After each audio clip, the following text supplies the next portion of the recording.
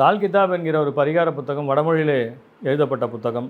அதற்கு செவ்வாய்க்கான பரிகாரம் என்னங்கிறத இந்த வீடியோவில் பார்க்கலாம். செவ்வாய் திசை நடப்பவர்கள் யாராக இருந்தாலும் சரி, அல்லது செவ்வாயினுடைய சாரம் பெற்ற, அதாவது மிருகசீரிடம், சித்திரை, அவிட்டம் இந்த நட்சத்திர சாரத்திலே நின்று எந்த கிரகம் திசாபுத்தி நடத்தினாலும் சரி, நீங்கள் என்ன பண்ணணும்னு கேட்டிங்கன்னா, நெத்தியில் நிறைய பேர் பொட்டு வைக்கிற பழக்கம் இருக்கும். அந்த மாதிரி பொட்டு வைக்கிற பழக்கம் இருக்கிறவங்க செந்தூர திலகத்தை வைத்துக்கொள்ளுங்கள். அதை நீங்கள் இப்படி பொட்டாக வச்சாலும் சரி, நாமமாக போட்டாலும் சரி, செந்தூரத்தை பயன்படுத்துங்கள். செந்தூரம் என்பது மிகச்சிறப்பாக வேலை செய்யும். அனுமனுக்கு செந்தூர காப்பு கொடுங்க. ஏன்னா வேறு எதுக்கும் செந்தூர காப்பு போட மாட்டாங்க.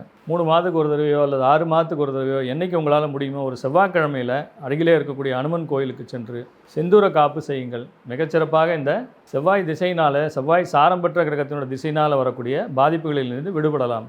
இது இந்துக்கள் அல்லாதவர்கள் என்ன பண்ணணும்னு கேட்டிங்கன்னா, தேன் இருக்கு இல்லையா, தேனை ஒரு சின்ன மண் குடுவையில் போட்டு ஒரு சிகப்பு கலர் துணியை சுற்றி தலையை 3 சுற்று சுற்றி வீட்டுக்கு வெளியில் போய் எங்கேயாவது ஒரு இடத்துல ஒரு அடிக்கு பள்ளம் தோண்டி அதை புதைச்சி வச்சுட்டு வந்துடுங்க. அல்லது அந்த மாதிரி தேன் ஒரு பாட்டில் தேனை வாங்கி அதை மூடியை திறந்துட்டு ஓடுகிற ஆட்டிலே வீசி விடுங்கள்.